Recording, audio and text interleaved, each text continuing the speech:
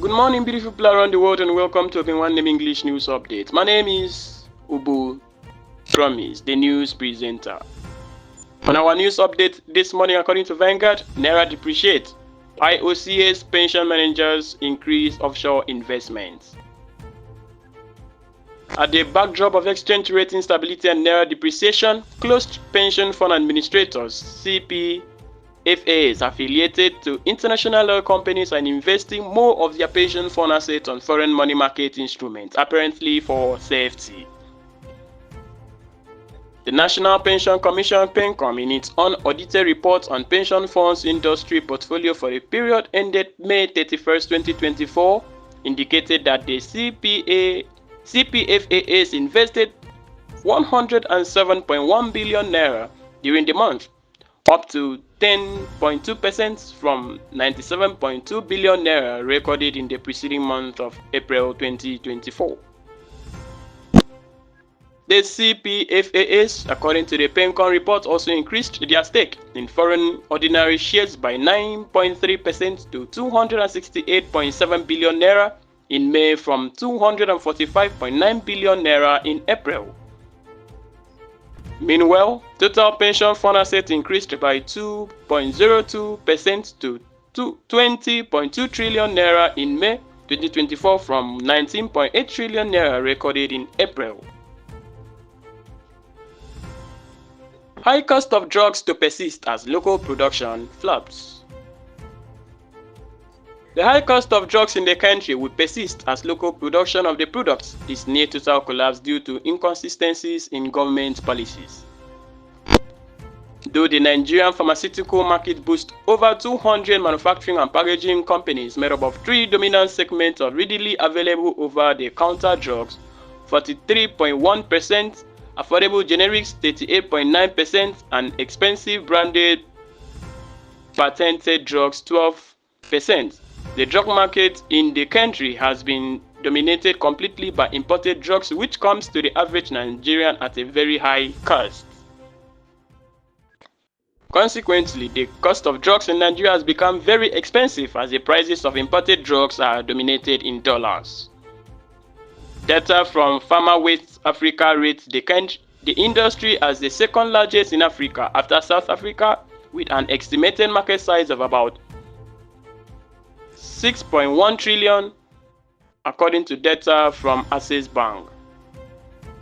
Market research from Goldstein Research predicted that the local pharma market size would increase at a compound annual growth rate of 9.1% between 2017 and 2030. Projections foresees a value surpassing 3.26 trillion naira by 2025, driven by a CAGR of 11.5% according to Access Bank PLC. Similarly, McKinsey and Company forecast the market size to top 5.5 trillion naira by 2026. These projections highlight the immense potential of this sector in Nigeria.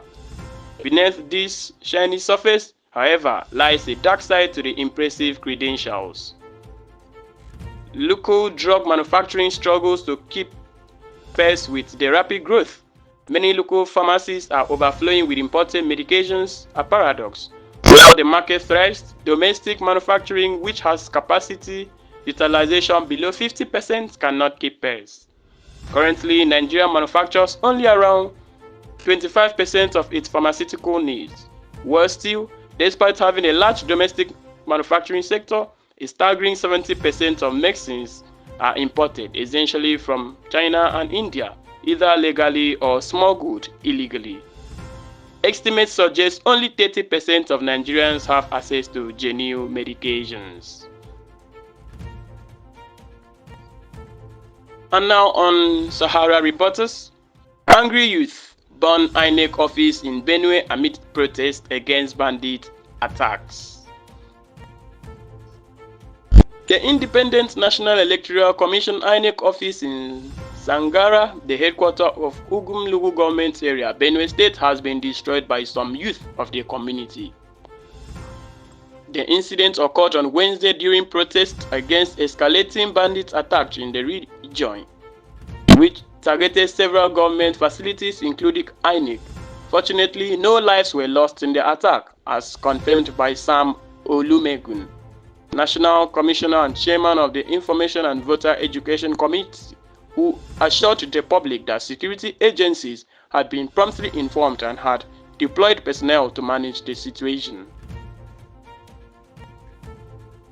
Olumegun said the incident occurred at 2 p.m. today, Wednesday, 3rd July 2024, when the youth in the area said to be protesting against the activities of bandits attacked facilities of government agencies, including INEC.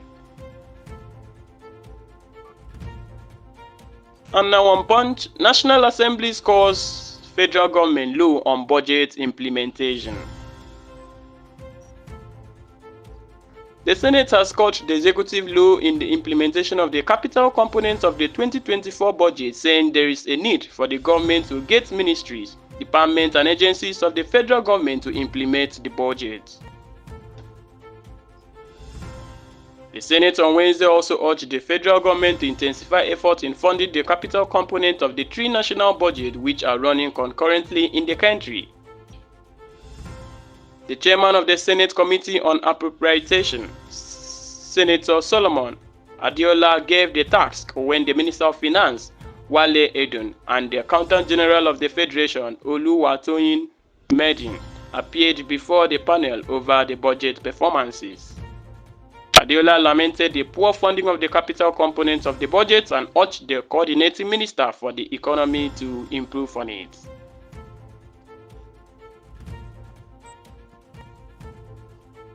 Nigerian partners UK, Germany, others on green industrial development. Nigeria is partnering with the United Kingdom, Germany, and the World Economic Forum towards the realization of President Bola Tinubu's plans for the green industrial development of the country. The Special Presidential Envoy on Climate Action, Ajuri Ngele, made this known to the news agency of Nigeria on Wednesday in Abuja, noting that the meeting with the leadership of the UK Nigeria Infrastructure Advisory Facility centered on enabling a private sector-led, public sector-enabled program. Ngele, who is also the President's Special Advisor on Media and Publicity, said, "We also hosted a virtual discussion with the Managing Director of the World Economic Forum Center for Nature and Climate, Mrs. Jim Hoa.